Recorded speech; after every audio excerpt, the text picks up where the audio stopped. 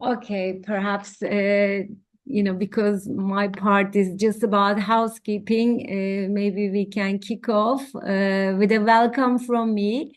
My name is Tibet Kara. I'm the Secretary General at British Chamber of Commerce. We have a great webinar topic today, and we are organizing this webinar jointly with the Reputation and Ethics Society, and we have our members and UK companies presenting on a very interesting topic, and I'm sure it will be very interesting for you. I just want to give you some housekeeping for the webinar. This webinar will be recorded and it will be uploaded to our website. So you can watch it if you miss some part of it later on. There will be a question and answer session at the end of the speakers session. Please write down your questions during any time to the question and answer part of the buttons you will see.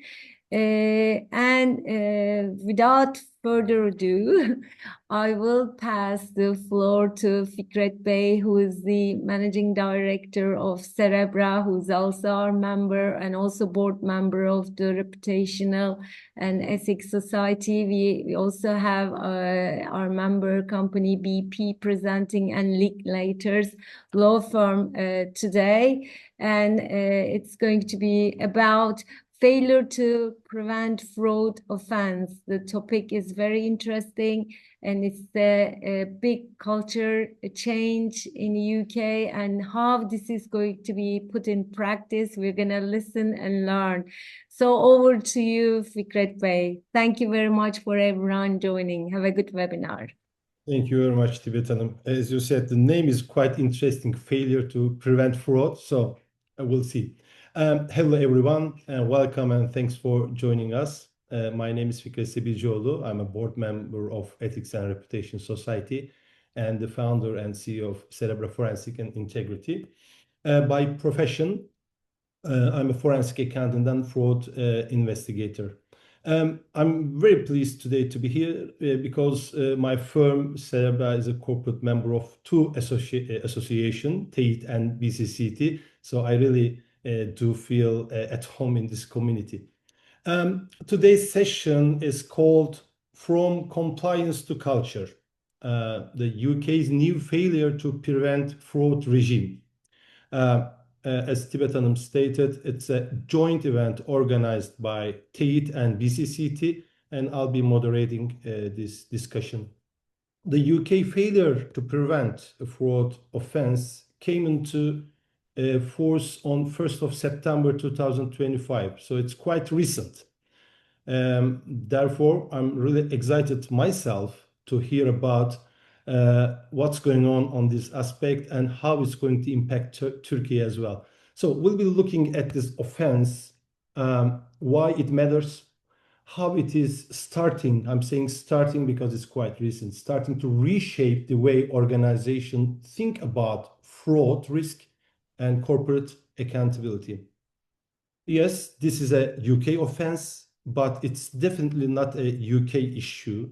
It matters here in Turkey too, especially for UK companies operating in Turkey and any organizations having connection with UK. And just to be clear at the outset, I'm not going to pretend that I know this offense and its implication. If I did, believe or not, this session will be wrapped up in 5 minutes. But luckily, I'm joined today by highly experienced speakers who can bring a conceptual framework and its practical insight. So my job today will be to ask right questions and to keep this conversation moving. Let's turn to our panelists. Please give us a quick introduction, your name, your role, your firm, and maybe just one sentence on why this topic matters to you. And then we are going to dive into the discussions. Shall we start with you, Ellie? Sure, thank you, Fikret, and yeah, very happy to have been invited to speak today. So my name's Ellie Proudlock. I am a criminal defence lawyer by background. I've been at Linklaters for about 8 years, and I'm a partner in the investigations practice. And I advise companies on the whole range of financial crime, including fraud, but also bribery, etc. And, because my role is defending companies in criminal investigations and advising them on how to prevent being in one, this new offence has been a very significant development of the sort that we know from 15 years ago with the Bribery Act coming into force. So I wonder how you are going to defend your clients as far as failure to fraud is concerned. So we'll talk about this. Thank you very much, Johannes. Thank you very much. Yeah, thank you very much for having us here as Linklaters team. I'm closely collaborating with Ellie on various topics regarding compliance. I'm not with Linklaters since 8 years. I'm with Linklaters since 8 months, a bit more. But 15 years I was on your side of the audience table. I was in-house counsel, chief compliance officer in various companies, and I was always working on the interface between really the legal expertise on the one side and on the other side, how to put it into organizational processes, how to put it into practice. And so I'm very much looking forward to the discussions we have today. Thank you, Johannes. Thank you very much. And Arzu. Yes, thank you. Thank you. Good afternoon, everyone. I hope you can see me well. And I'm really, really excited to be here and to meet all of you, even virtually. My name is Arzu. I'm the Ethics and Compliance Liaison for 2 regions at VP. AGT, first one, Azerbaijan, Georgia, Turkey, and North Sea. And I also support data privacy across our production and operational businesses. But I started my career as an external auditor. Partly, I become from a family of finance professionals. Later, I moved into finance and commercial roles at BP before finding my, passion in ethics and compliance.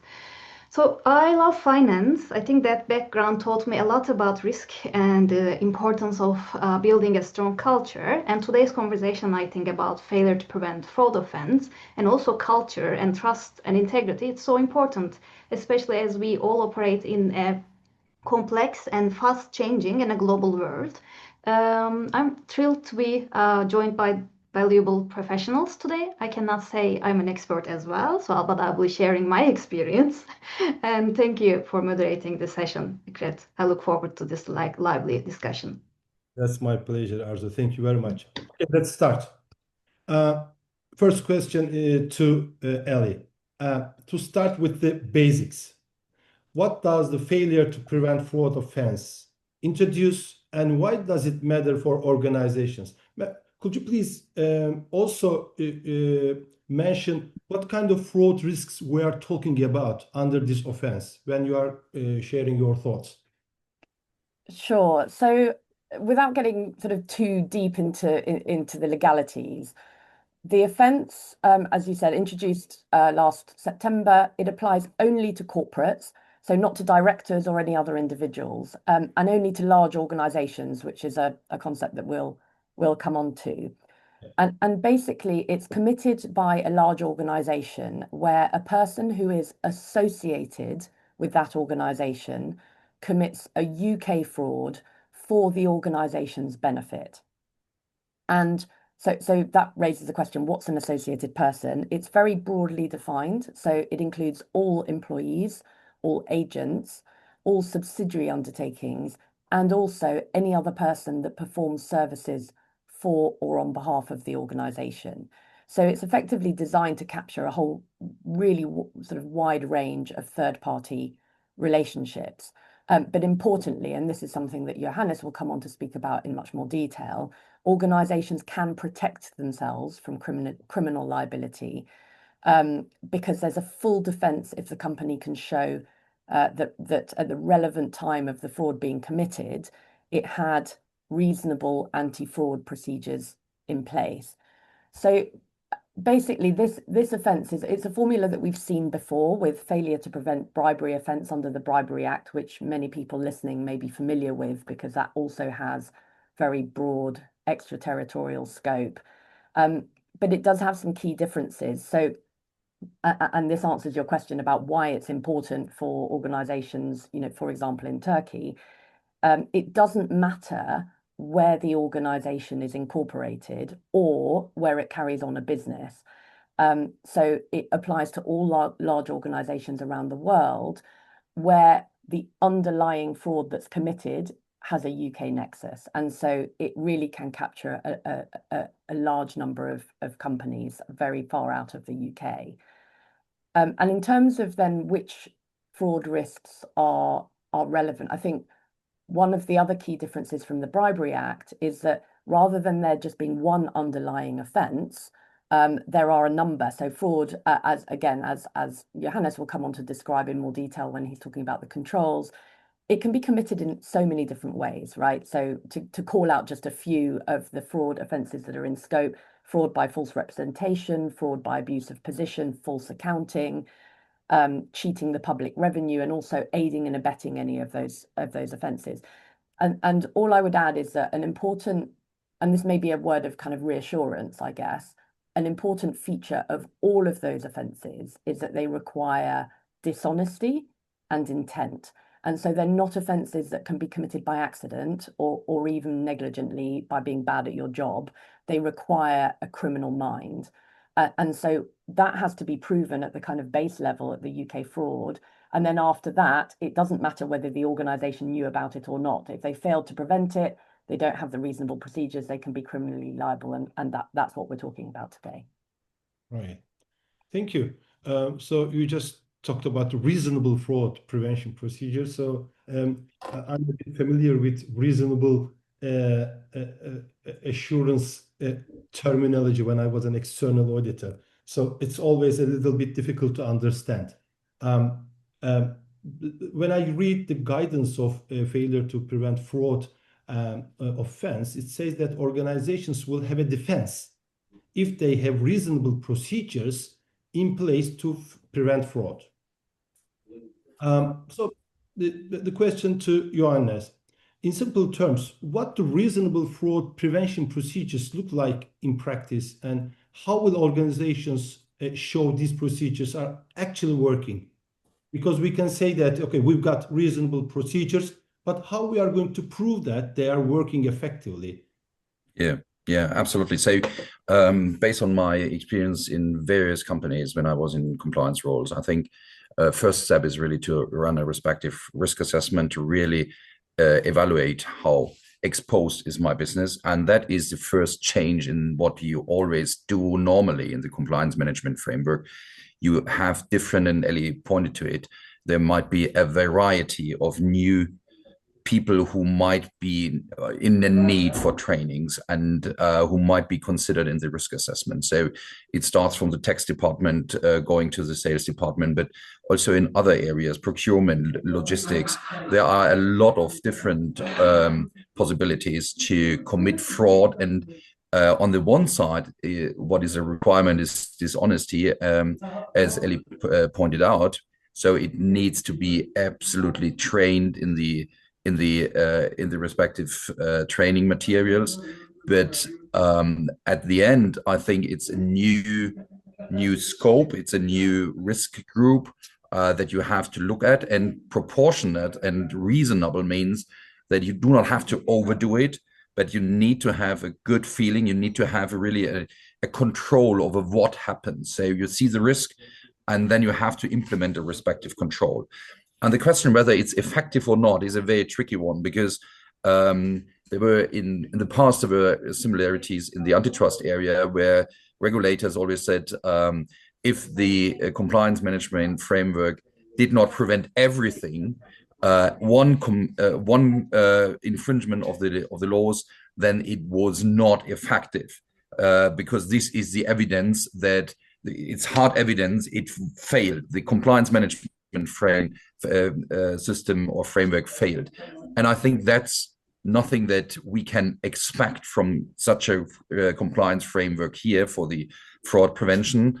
But you need to have a good understanding of the risks, and then you from time to time you have to do spot checks, you have to look into the key risk areas, to talk with the people who have the highest risk exposure, whether they really understand the topic.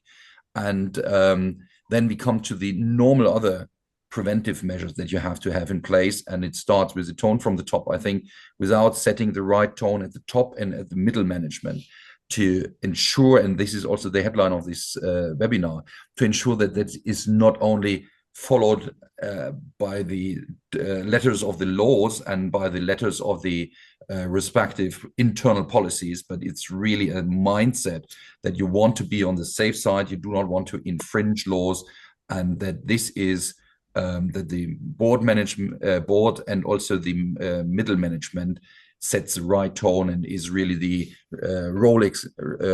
perfect setting the right examples for respective measures. Goodness, I always find quite difficult in Turkey, at least, to explain my clients or potential clients the importance of the fraud risk management. Yeah. And actually, in my opinion, this reasonable fraud prevention procedures are 100% related to fraud risk management, because you should identify your risks and then you have to work on this risk if your existing controls are working properly. If they are not working properly, then you are going to design new controls and you are going Right. to. And this is one point. And the other one, if I can convince them that this is important, still they find it quite difficult how they are going to identify their fraud risks in the processes.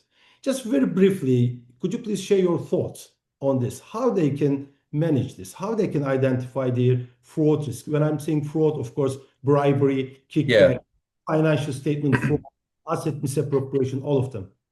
I think it's very important to start from the top, but not to end at the top, but go down to the people who are really on the front line, discussing the matters with their clients, with third parties, etc., what their businesses that they are doing. So it's important to really go down the ladder from talking to the hierarchy, but then also to people who are really exposed to these daily risk situations. And what turned out to be very effective is really thinking in scenarios, thinking in ideas, what could go wrong, and then have a discussion with the respective people. But I think it's very important that you do not think only of a checklist, that you go to a meeting with a checklist and say yes or no, yes or no, yes or no, but to facilitate an open dialogue about that, to explain the topic, to explain really what are we talking about. And Ellie will talk about that later in more detail again, I think, really on what are really the key situations where fraud can happen. And it's, as Ellie already pointed out, it's a variety of topics.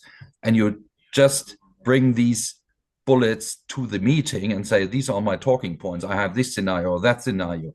And then the people should start thinking, your interview partners should start thinking about, well, this is not absolutely identical with my situation, but I see a similarity here, parallels here. And then you have a dialogue. So it's very important that you have this analysis done by someone who understands the law, but also understands the business on the other side and can speak in terms of your particular business. I heard the words that I want to hear, Johannes, from you. Open dialogue. Open dialogue. Yeah. Open dialogue is the critical words. I don't know why, but most of the time it's quite difficult to establish open dialogue in companies. I think this is related to the, of course, tone at the top. Tone at the top should facilitate this habit, culture, whatever you call it. But if we can start talking about fraud risks openly, then I think it's an excellent start. Absolutely. Okay. When I read the guidance of this offense, I came across many times the word culture. Actually, I'm used to hear this word in FCPA as well, the UK Bribery Act, but I think something is different here. I don't think I still did understand quite well, and because also the offense is new and also it's not enforced for a long time. We'll see, of course, what's going to happen. But as a fraud investigator, I'm quite interested in this culture issue. And also I understood that it's extremely difficult or extremely easy to change. It's somewhere in the middle to change culture. But most of the time it takes time. And my understanding is the key feature of the failure to prevent fraud offense is that it affects corporate culture as much as it does compliance. Because when we hear offense, okay, it's compliance, it's slow, it's compliance, but it's trying to change something in the company as far as culture is concerned. So my question to Arzu, do you think this offense will genuinely drive a cultural shift and it will push organization to implement or strengthen their fraud prevention procedures? If so, how it's going to happen? I think it's an excellent question, Fikret. Thank you. I think it will help to help companies to shift their cultures, and I think a real anti-fraud culture is one where ethical decisions actually decision making actually survives the commercial pressure. So it's not about, I think, posters, it's not about slogans, it's not about annual reminders, but I think it's about lived behaviors. And one of the strongest indicators for this is the leadership that who are actually role modeling the ethical behavior. Sorry, as Joanna's also mentioned. So people actually watch for leaders far more than they read procedures. So they notice whether leaders are acting transparently, whether they're admitting their mistakes, whether they pause or they stop transactions when they see red flags, or whether they accept delays or lost revenues because of integrity concerns. So when I think leaders do these things, they send a powerful message about what truly matters. And fraud risk drops, and culture, I think, improves in such situations. I think that's why we often talk about the tone from the top, but equally, I think equally important thing is the tone in the middle, right? So leaders need to intervene and stop poor behaviors as well. And when we say leaders, we are not only just talking about the senior leaders, we talk about the first level and mid-level leaders as well. Another indicator for a genuine or real culture, anti-fraud culture, might be, I think, psychological safety. So a safe environment where people can speak up. So when people are afraid to raise concerns or maybe ask questions, I think small issues turn into big risks into like a snowball. So in a real anti-fraud culture, I think people feel safe asking questions, and when they do, they know they will be listened to. So they are not punished for asking questions, or maybe sometimes it can be as challenging assumptions or challenging decisions. So they trust the process and they trust the speak up channels are working. And in such cultures, I think concerns come up very quickly, so long before they turn into fraud cases. Another indicator for a real culture, anti-fraud culture, which might be linked to speak up, by the way. It's, I think, fair and consistent investigations with no exception based on seniority, performance, I don't know, revenue generations. So a strong culture cannot coexist, I think, with the selective enforcement. So we should never appear to favor hard performers or leaders. So, and the employees, I think, regarding the investigations, they do not need the details about the cases, but they do need confidence that outcomes are fair and unbiased and applied actually equally across all the organization. And lastly, something I really like to remind the business that I'm working in, that I'm supporting: fraud, failure to prevent fraud, or any other E&C risk does not solely sit with compliance. So business leaders actually own fraud risk in their operations. Finance owns the integrity of reporting, I don't know, representation, and procurement owns the third-party risks. So compliance are there, we are supporting, we're challenging, we're advising, but we do not replace the accountability. Hope this answers your question. Definitely, but I think the time will show us how the enforcement will show if it's this offense going to impact the culture or not. But most of the time, honestly, when I'm talking about ethics in any conversation, I don't like referring to laws or offenses. Right. Ethics is something inside. If you push people to something because of law or offense, I don't like this way. But although this offense is a part of law, of course, but I think it's my understanding, or at least that's something maybe I want to hear. It's a bit how to say, positive approach from the lawmaker to the companies, that this is important. This is not something we cannot confine fraud to one perpetrator, one bad actor. And if there's a problem, this problem should be sorted out in the company with the leadership. I think this offense is just trying to touch the DNA of the company in this respect. That's why I'm really interested in. And also, I read somewhere, especially about the culture issue. It says that this offense asks not whether a policy existed, Yes, but absolutely. whether it was understood, implemented, monitored. I mean, we all know these words in the UK BA or FCPA, but last one, capable of influencing behavior across the organization. I like these words, capable of influencing behavior across the organization. So as a company, if we have a problem in the court, we have to show that our policies, procedures are capable of influencing behavior across the organization. This is difficult, but I think that's something we should keep in our mind. So, Absolutely. yeah. And by the way, when we look at the historical major fraud cases like, I don't know, Wirecard or Enron, so I think most of the organizations already had those policies, right? So they had anti-financial crime policies, they had internal controls, maybe including segregation of duties. Some had board oversight.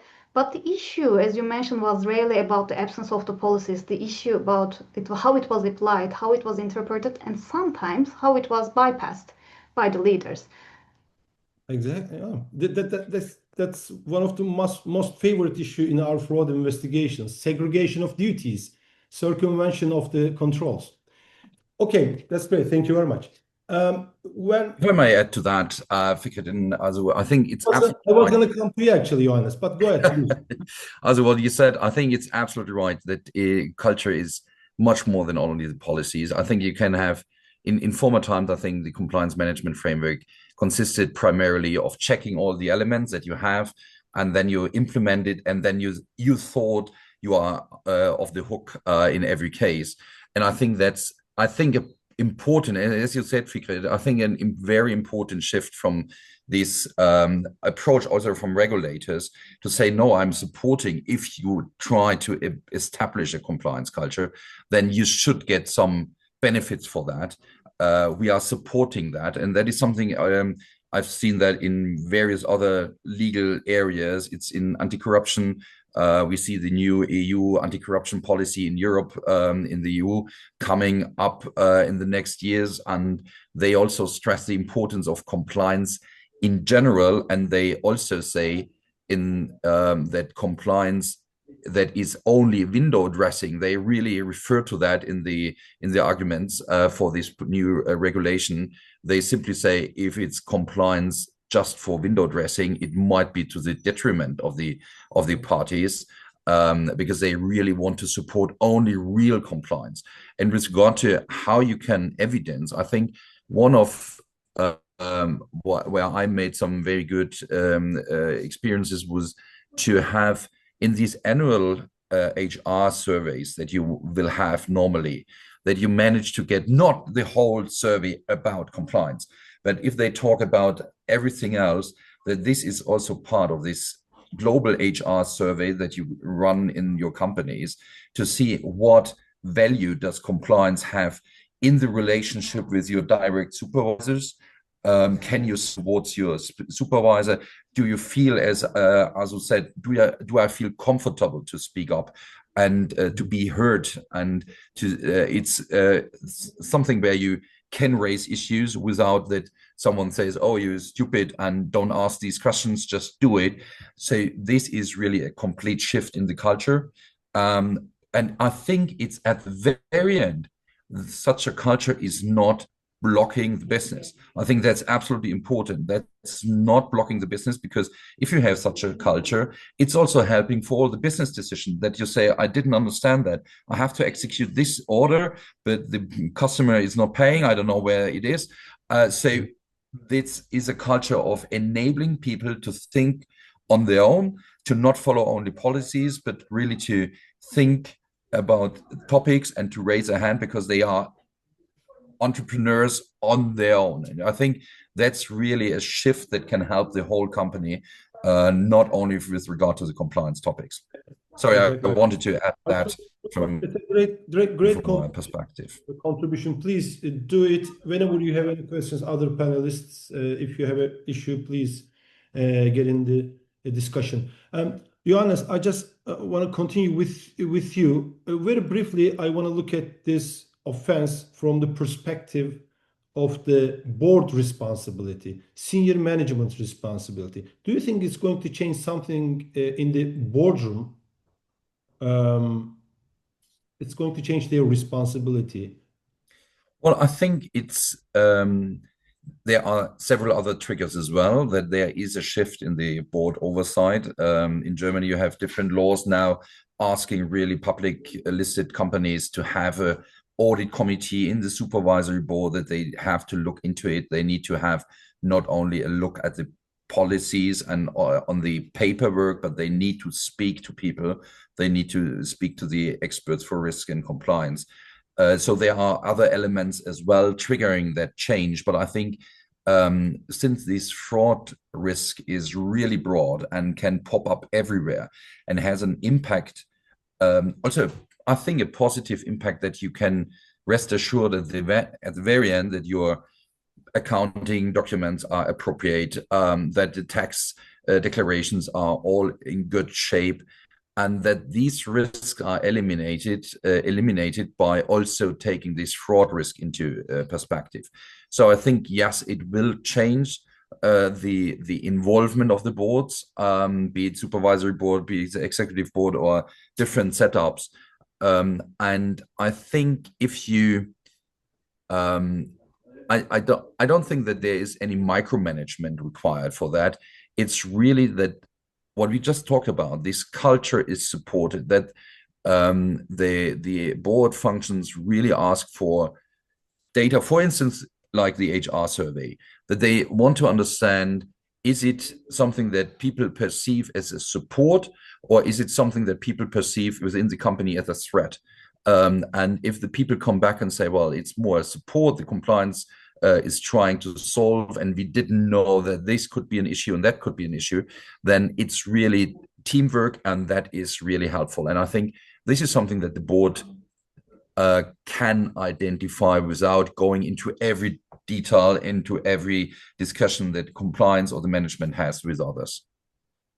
I think boards or senior management should find a way, effective way, to trace fraud risks and how they are responded in the company. They should find a way. I don't know, but when I read the guidance of failure to prevent fraud offense, I understand. I mean, if there is any problem at the board level, board will not be able to say that I don't know. I mean, absolutely. At some stage, I read this sentence: ignorance is no longer a defense. I love it. This is great. Yeah. I think we should weigh as advisors as well to explain our clients and board. Yeah. Okay, this is the situation. You should find a way. Okay, I totally agree that micromanagement is a problem, of course, but at certain level, they should find a way to address this issue. I think in that context, I think two things. The first is that, of course, the board needs to give the instructions to the compliance teams or whoever is in charge of that to identify the respective risks. And if there is a chance to align it with existing processes for the compliance area, that you have established already processes for KYC, or you have processes for your training, you have a good training concept so that you do not roll out trainings for everybody, the same content, but you have it more tailored. This is a higher risk exposure, so you give it a different training than people who have no risk exposure at all, so that not everybody who has no risk exposure is bothered with too many compliance aspects. So you need to tailor it to various risk groups. And on the other side, I think the executive board really, or the boards, need to understand that, they need to support it. And if the compliance function or the management comes up and says, well, I'm a sales manager, I see this issue, I don't know how to react, compliance says, oh, it might be dodgy, then someone needs to support this decision. And that is, I think, where the board needs to come into play and say, yes, you have to figure out whether this red flag is really a red flag. I'm fine with you taking time, not too much time, of course, but to speed up, but you need to take the time to clear the respective red flags. And I think this support is absolutely essential. It comes back to what Arzu said at the very beginning. You need the tone from the top, you need the tone from the middle, and that is also starting at the highest level, supervisory boards and executive boards. I agree, and I'm gonna make this matter a little bit tangible. Sometimes I'm thinking how board can manage this. I think periodically at the board level, somebody should ask, what are the conflict of interest issues in our company? How conflict of interest risks are managed in our company? Are there any actual conflict of interest in our company? If yes, how they are managed? Conflict of interest in Turkey, at least, maybe 80–90% of the source of the fraud. Risk. Yeah. This is extremely important. It's just a suggestion to our audience. Anyway, thank you very much for your contribution. Okay, whenever we talk about fraud or FCPA, UK Bribery Act, of course, the main actor is the third parties, because that's the easiest way to perpetrate fraud.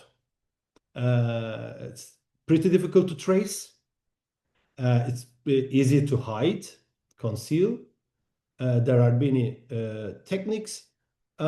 And most of the time, in many fraud cases, the fraudsters within the company use third parties to funnel the money out of the company for many reasons, for personal reasons, or maybe for the benefit of the company, which is in the scope of failure to prevent fraud.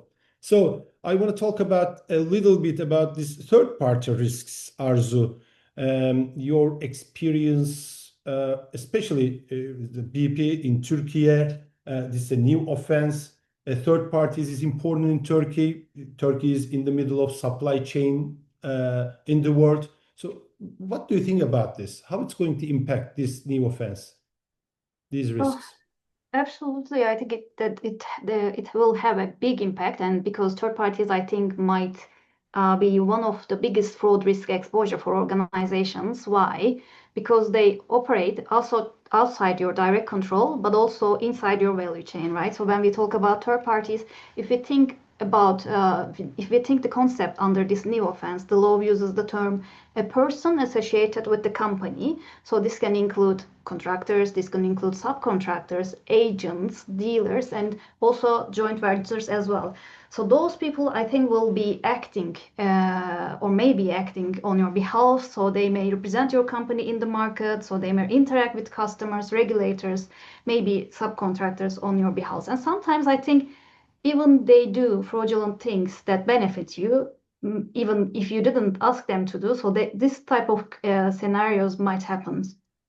So maybe we can look at or think of some scenarios how a third party can commit a fraud that somehow benefits the company. So maybe an agent, you can imagine an agent. Agents are the companies that represent us before the government officials or government agencies.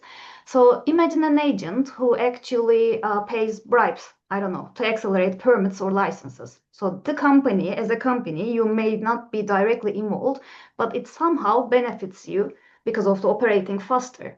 Another example may be a dealer, for example, selling your products, I don't know, using maybe misleading description or specification, and this will boost your sales and revenue. Or you might think of an NOJV maybe failing to disclose any information while applying for a permit. I think in failure to prevent scenarios, regulators, as you mentioned, do not ask whether the company knew it. They ask whether the company should have known and what did the company do to prevent it. I think this is really important. And when we look at the cases or the examples that I just provided, what can the company do is to communicate with your suppliers, monitor your suppliers, share your expectations with your suppliers, and you can identify your suppliers based on risk, right? So you cannot treat all the suppliers as they're all the same. So I think those will be the recommendations that I will share. Oh, yes, thank you very much. And I just come in on that. I really like your examples, by the way. I think they're spot on. I think the one misconception which I think is sort of important to correct is in the example of the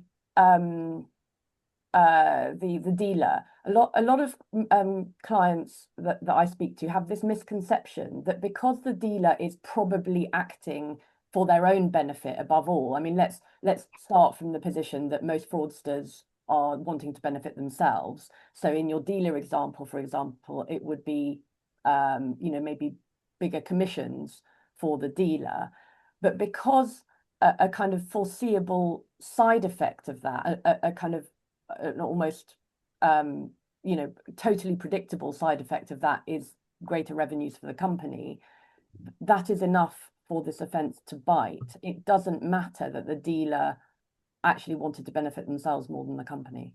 Right, that's great contribution. Thank you. And this third-party fraud risk is, I mean, naturally it's a very risky area, but of course, when it comes down to failure to prevent fraud, I think it's more important because if you have a problem in the court, you will be asked to show if you were able to prevent this fraud or not. So you should prove that. So how you are going to prove that? Third-party risk management policy, signed agreement with the third parties about the audit right or other legal issues. But I think this matter goes down to very deep of the company, the business processes of the company. What I'm trying to say, third-party selection process. Absolutely. Sorry? Absolutely. Absolutely, I agree. I think this risks sit across the full cycle of this supply chain process. It starts with, I think, risk-based thinking. So first you need to risk-base your vendors. Then I think you need to start before onboarding your companies. So you need to have a due diligence, not a checkbox exercise, but you need to really try to understand your customers, I don't know, your vendors. So it is also very needed. But also I think contracts or agreements, they also matter because they clearly define the scope, they clearly define the pricing, and they prohibit improper conduct like ABC, AML, and now you can, for example, include fraud and financial crime clauses into your contracts as well. Or maybe you can also have, I think you need to have audit rights, and also you need to access rights as well. So I think another thing about this risk is to have a clear ownership, right? Supply chain fraud risk is not again owned by, it's only compliance. So procurement also owns supplier selection and oversight, and finance actually owns the payment and integrity, and business owns delivery and performance. So I think everybody is involved in the ownership of this this risk. And lastly, I think monitoring. Sometimes people sees monitoring and oversight as some policing, but I think it's about curiosity. It's about asking whether something really makes sense. It's knowing the customer and the supplier. And maybe the right question to ask is, if something happens in your organization related to a supplier, who in your organization will personally accountable? Will it be compliance? Will it be procurement? So I think the response to this question gives some clues as well. And I think also, and if I may jump in, that's sure. exactly what I did in my previous roles as well, to do, for instance, trainings together with the procurement or purchasing department, to not be invited only as a guest speaker, because then the mindset is even further into the direction, oh, this is my supplier, my service provider for compliance internally. And you cannot outsource your compliance responsibility to a compliance department. The compliance departments can only provide guidance, can help. So what we did is really setting up with 2 or 3 people from the compliance department, respective workshops to say, okay, please collect respective questions, scenarios, whatever, and have a dialogue and have an integrated training with the purchasing department. And when it comes to fraud, we might also want to think about, sometimes purchasing is different from procurement, because my understanding was procurement also covers logistics sometimes. So we need to focus really on the logistics as well, because there are also simple situations that can be seen over the time as a consistent system or a systematic fraud. Because, for instance, if the logistic manager, in the thinking that it benefits the company, always claims a few pieces as a missing amount from the supplier over the time, and the supplier does not want to make a big fuss out of it and delivers additional pieces. So over a year, 2 years, depending on the supply chain, you might have an amount that is significant as additional pieces that you collected as a false claim of missing parts. And so this is one example where you need to focus your risk assessment on these various teams on the one side, and on the other side, to have joint exercises, joint training sessions, etc., and double check your policies, whether it can fit into the procurement or purchasing policies, instead of having everything separated, but really have an integrated compliance framework. Absolutely. And I think also this is a great evidence, right? So you can evidence that you trained your suppliers. Absolutely. Yeah. I love third-party risk management because it's an endless story and lots of risks. In many investigations we are conducting, we come across this risk, and most of the time I'm really still surprised with the fraud schemes designed by the perpetrators. Very creative, because supply chain is quite complicated. There are many actors, information asymmetry, and lots of processes which are all managed by different actors. So it's really complicated. And sometimes when you look at the procedures, you can see that the procedures are great. And even when you look at the practice, you can see that these procedures are implemented. However, there's another story behind it, because it is designed fraudulently. So very deep relationship may occur in the supply chain. So it's a very difficult area, and it requires lots of time and energy to fight fraud at this process. Okay. Another aspect of the offense, my question to Ellie. Ellie, from an investigations and enforcement perspective, what will regulators, because we haven't talked about a lot about the regulators, look for when assessing whether an organization failed to prevent fraud? And in that context, how should companies think about internal investigations? Yeah, good question. So I think the first point to just sort of all have in the back of our minds is, ultimately it would be a criminal court that would have to decide in a given case whether a company's procedures were reasonable. So it's kind of difficult, you know, it has to be assessed on a kind of case by case basis. But if we're you know, if we're thinking about how, for example, the Serious Fraud Office would look at a company's procedures, and when I think about it from a kind of future criminal defense perspective, I think a key point is around just making sure that the rationale for decisions taken is documented. So, you know, the guidance recognizes explicitly that a company is never going to be able to identify every type of fraud that could arise in the organization.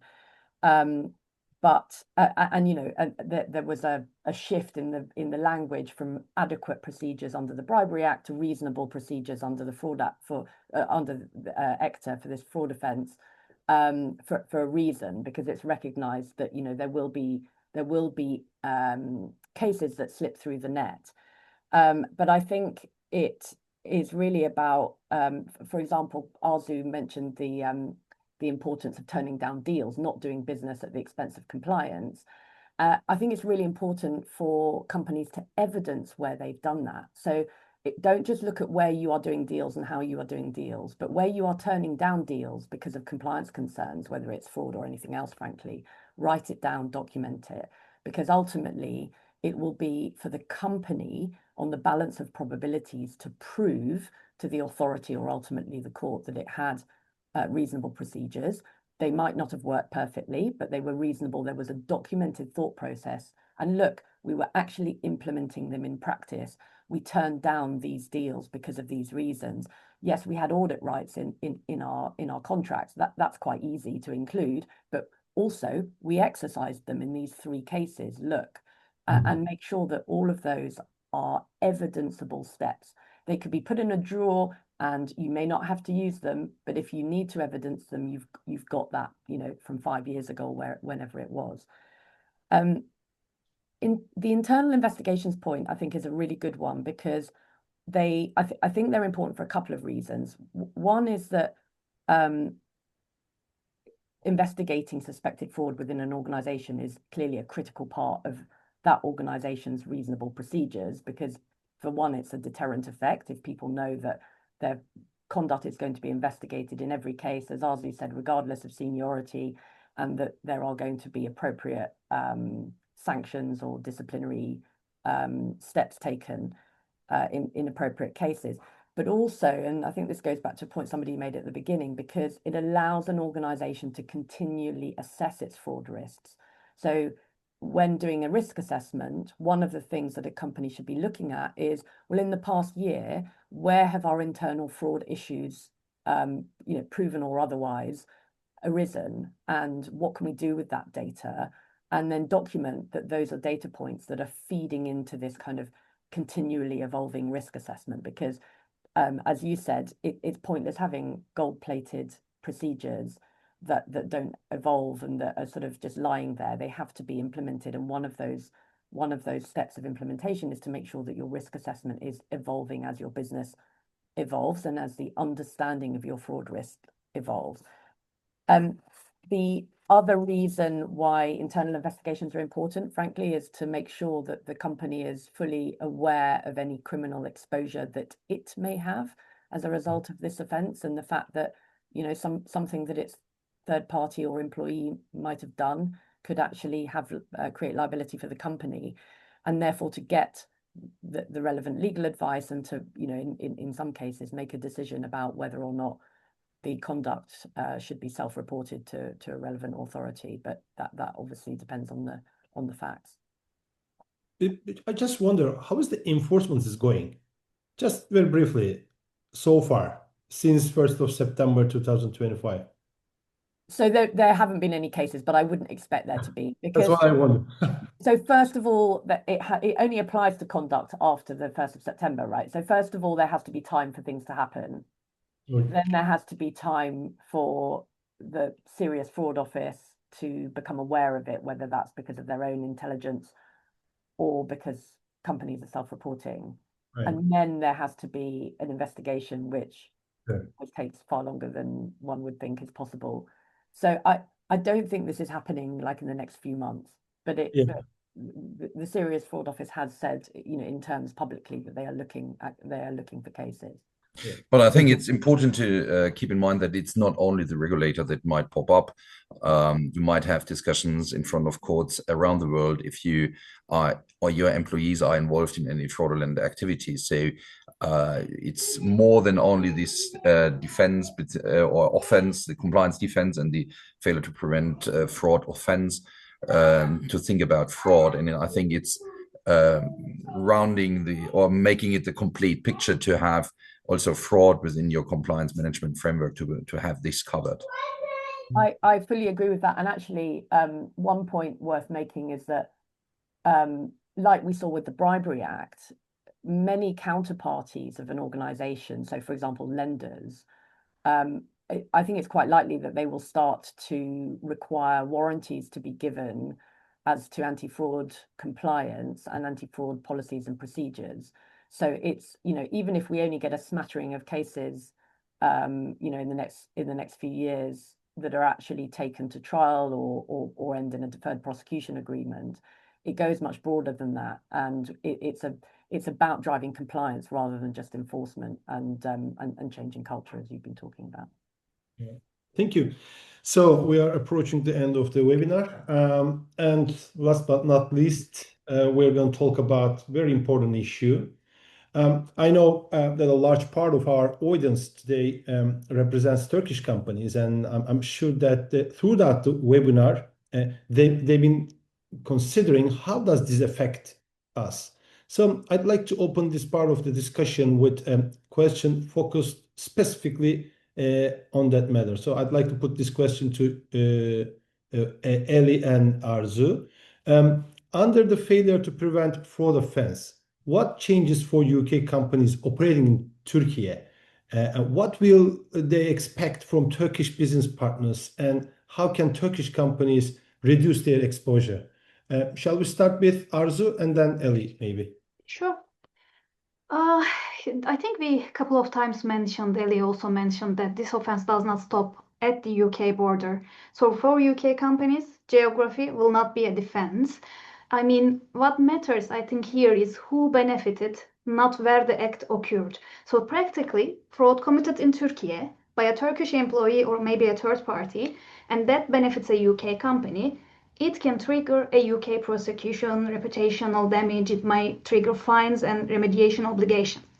And this fundamentally, I think, changes how UK companies view local operations and maybe third-party risks in Turkey from a compliance topic maybe to a criminal liability issue. And Ellie also mentioned about this one as well. So what can UK companies expect from Turkish business partners? I think they will increasingly expect Turkish partners to demonstrate ethical behavior. They will, I think the key expectations will be around clear anti-fraud and ethical controls. As we talk a lot from the top, leadership behavior consistent with the ethical commitments and expectations, a healthy speak-up culture, ability for employees to raise concerns without fear, and training and awareness for the employees, for your third parties, and evidence that people understand actually what fraud looks like in practice. So you might have this by having a risk workshop with the key stakeholders. You might invite, I don't know, finance, procurement, you might involve legal, so that you can have a look at your processes, whether there's any gap or not, so that you can put some mitigations. I think, yeah, those are the things that I would like to say as a starter, Ellie. Thank you. I totally agree with all of that. I think the only thing that I would add, and I'd welcome your thoughts on this as well, and Johanna's, my sense is that although organizations could look at their kind of groups and say, well, which organizations are large organizations and therefore in scope, which ones have got UK touch points and therefore are more at risk of committing a UK fraud, and sort of try and carve it out. I think the general preference, and I think it makes a lot of sense, is like under the Bribery Act with anti-corruption procedures, is to take a group level approach. So because so many organizations within any big multinational group will be affected by this offence because it's so broad, it's got broad extraterritorial reach. Actually, I think that even where a company, maybe operating in Turkey and it doesn't itself have a huge amount of UK touch points, as you said, its actions could lead to liability for a UK company sitting in the UK, but also it's going to be affected. That the general approach is take the highest standard and roll it out across your group, and then make local additions where necessary. Well, I fully agree with that. I think I always vote for a group-wide approach for various reasons. On the one reason is it's more efficient to have it established as a group level. it's a risk that, as I said, fraud is also a topic. I'm sorry, the kids around us are a bit loud. I cannot stop them. I think the second thought is you have these risks also if it's not UK failure to prevent fraud, as we already said, it's a liability issue. And the third thing is, if you are in an international working company, it's very difficult to explain people that here it's an issue and there it isn't. So I'm also when it comes to other things like corruption, etc., I'm not a big fan of having completely tailored for this country. 50 euros are okay, and in this country 100 euros are okay, because if you move from this country into that country and you have a flexible workforce staying in this company for this in this region longer than in the other region, it's confusing people. It's to the detriment of the united tone from the top and from the management. So I'm absolutely in favor of having this global approach, and I think it's not such an additional effort to avoid fraud or to implement fraud in your global compliance framework. And of course, even if one were to take the approach of carving things up so that you only focus on the companies that are large organizations and have UK touch points, that could change tomorrow as your business evolves. And so there's a risk there that things slip through the net. So yeah, completely agree with that. I'm always quite pragmatist whenever we are talking about some extraterritorial issues, and if there is a good impact in Turkey, I'm always happy. I hope it's going to impact the Turkish organizations, at least having business with UK companies or connections, because the corruption issue, especially in this jurisdiction, is a great problem, and hopefully it's going to have a good impact. Okay, let's talk about a little bit practical readiness as we are approaching the end of the webinar. Okay, my question will be to Johannes and Arzu. Under this offense, what are the most common gaps you see in fraud prevention? What should organization prioritize over, let's say, a year? And how can these measures be integrated into existing controls? I know the question is quite long, but just your answer might be a little bit packed. Arzu, perhaps you want to start? Practical readiness, yeah. Okay, I can go ahead. Yeah, Arzu. Okay, I think here the biggest gap are rarely technical, so they're mostly behavioral. This is my views, by the way. Of course, I'm talking for a mature organization. The most common gaps I see here, first, I think over-reliance on the policies. So organizations most of the time believe that a policy equals controls, but in reality, I think fraud most of the time often happens within the policies, not outside it, through overrides, exception, I don't know, just this one's decisions. And another gap here, weak middle management accountability. So in mature organizations, I think tone from the top exists, but tone in the middle is a little bit inconsistent. So managers under pressure may unintentionally maybe normalize the risky behavior to achieve some targets. And another gap might be, I think, blind trust in the third parties. So many organizations, I think, assess third party risk at the onboarding, but they stop monitoring it afterwards, where actually fraud risk typically, I think, emerges. Another one might be about, this might be not a big maybe gap, but poor use of data. So the data exists, I think, within the company. So you have the expense reports, you have the, I don't know, concerns metrics, you have every data. But sometimes I think we forget to analyze those data for fraud indicators. And lastly, I think it's common for all the ethics and compliance risks. It's a big gap if it exists, fear of speaking up and the retaliation, I think, because I think such cases, including fraud, I don't know, each ENC case comes up with someone speaking up. I think those are the gaps that I can see in fraud prevention.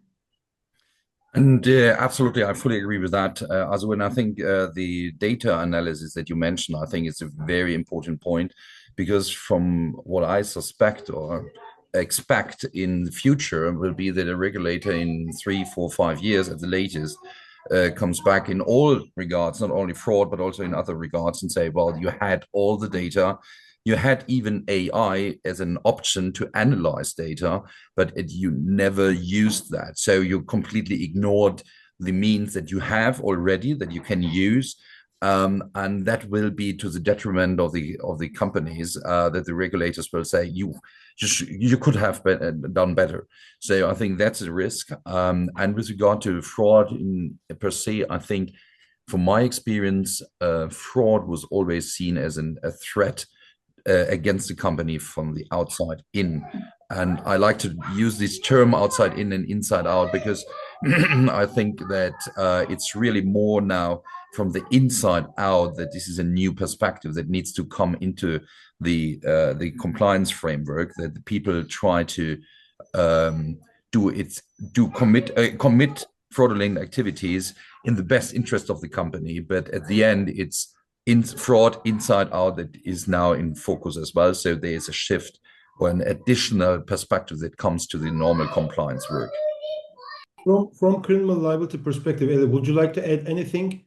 I mean, what companies should prioritize within, let's say, a year in order to prevent any problem in case of court case? Was that to me? Yes, to you, yeah. What could be practical readiness for organizations to prevent any risks, significant risks because of this offense? So I mean, obviously, the sort of complete answer is to kind of do the whole process, roll everything out across the global organization. But for organizations that are just coming to this now, I would say, really the cornerstone of everything that follows is the risk assessment. And so to get that done, and then maybe it's a question of going through that and picking, I don't know, the top 10 risks, and identifying, what the controls are that exist for those, where the gaps are, and plugging those, and then rolling out that same methodology on a kind of going through the remaining risks, but in the knowledge that the kind of the key ones have been addressed as a priority. And again, and I come back to this all the time, documenting every step, documenting every decision. There may be areas of the business where actually a particular risk is identified that is so low that it's disproportionate to kind of make any changes to the existing controls. That may be a very reasonable decision, but document the reasons for it. Yeah, thank you very much. And even what I came across in previous roles was that sometimes others, like wholesalers, complained about that the manufacturer, for instance, did not follow the requests from the wholesalers to commit at the end something that was illegal, and they published it and said, well, due to this strong compliance of this company, we cannot do this and that. And all these evidences, I think what Ellie already mentioned, should come into a folder that you say, oh, there was a news article here and there that is praising the compliance here, or a good behavior in that regard, so that you have really a good story to illustrate that there is a compliance culture in place and not only 1 or 3 policies in addition. Thank you. My last question to all panelists. Looking ahead the enforcement of the offense, considering, so is this offense simply another compliance issue or maybe burden, or is it really governance opportunity that will reshape expectations around corporate integrity?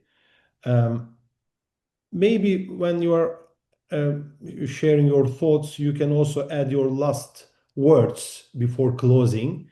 So let's start with Ellie. So look, I think there's no doubt that it is a burden in the sense of resource and cost. But I think it's also an opportunity for, better governance and compliance. And we saw the same thing with the Bribery Act. This isn't really only about enforcement risk, although of course that's that's the stick. But the carrot is having a more compliant business that lenders and other counterparties want to deal with. And it's really part of a trend, I think, of the government, certainly of the UK, but I think it's been replicated in certain ways in other jurisdictions, putting the onus more on the private sector to prevent and detect economic crime. And I don't think we've seen the last of it. So I think this is a real opportunity for companies to get ahead of the curve. Yeah, thank you. Johannes? I fully agree with what Ellie said, and I think it's very positive at the end that you have this compliance defense at all, because in various other regimes over the last years, you've seen the opposite, and it's now a positive development, now positive in various regards in other areas as well, that compliance itself can help to reduce your exposure. And that you have these compliance defenses, from my perspective, a perfect trigger or incentive for the companies to go into this compliance culture, and to have some. Also, if you only think about financial figures, at the end you can put it into a benefit for the company if you live up to that, and it's that's, from my perspective, a positive thing. Thank you. Arzu? I think both Johannes and Ellie covered everything that I like to say, but maybe I can reply this side. I think the response, whether this is a compliance burden or a governance opportunity, I think it depends on how organizations choose to respond, right? If organizations choose to treat this offense as a compliance burden, they will think that adding more policies, they create, I don't know, more approvals, increasing documentation, and this approach may maybe satisfy the internal checks, but it doesn't fully prevent fraud, as we talked at the beginning of this call, I think. However, I think organizations see this as a governance opportunity. The response looks very different. It becomes a reason to, I don't know, accountability for your leadership. It strengthens your oversight for your third parties. It might, I don't know, make fraud prevention part of how business is governed, not just the control. So I think this is really important. During the session, we talk about the leadership tone from the top. Tone from the top, speak up, concerns. We talk about the surveys that can show psychological safety. So I think it's really, I would suggest to look at this as a governance opportunity. Thank you very much. What I understand is that this new offense will try to move compliance away from formalistic procedures and toward demonstrable behavior. I like these words: demonstrable behavior, demonstrable governance, and demonstrable culture.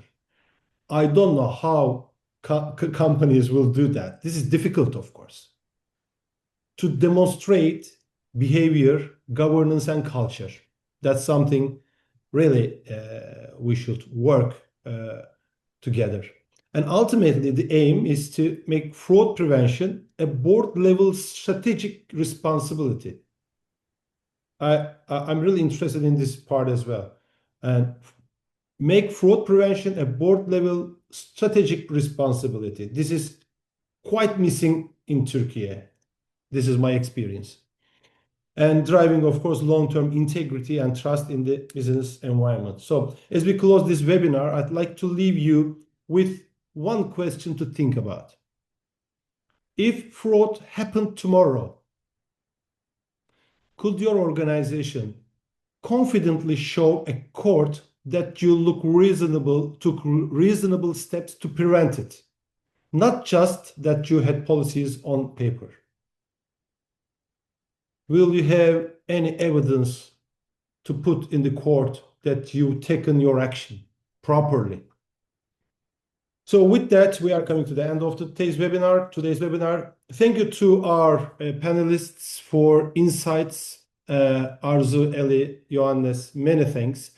And also to our audience, of course, for joining us today, especially those who stayed until the very end of this webinar. So you are my favorite audience. But at the moment, I think almost 50. Just 5 minutes ago, almost 70 audience were there. So it's, I think, great number.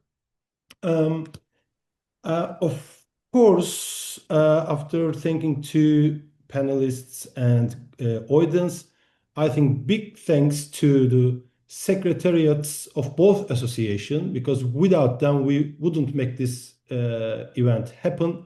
Many thanks to TEİD and BCCT. And Thank you thanks. very much. It was a great before that, okay. webinar. Thank you. I also learned a lot. It was very interesting. And thank you all for your time. And like you said, But we couldn't get any question. That's my issue. I just checked a couple of times, but yeah, I was gonna say, I think explained everything very good. So maybe exactly that shows there are that's no something I want to believe. unclear points. Okay, thank you very much for everyone joining us as well. Hope to see you at another webinar. Thank you. Thank you very Thank much. you. Bye-bye. Thank Many you. thanks. Bye-bye. Cheers. Bye.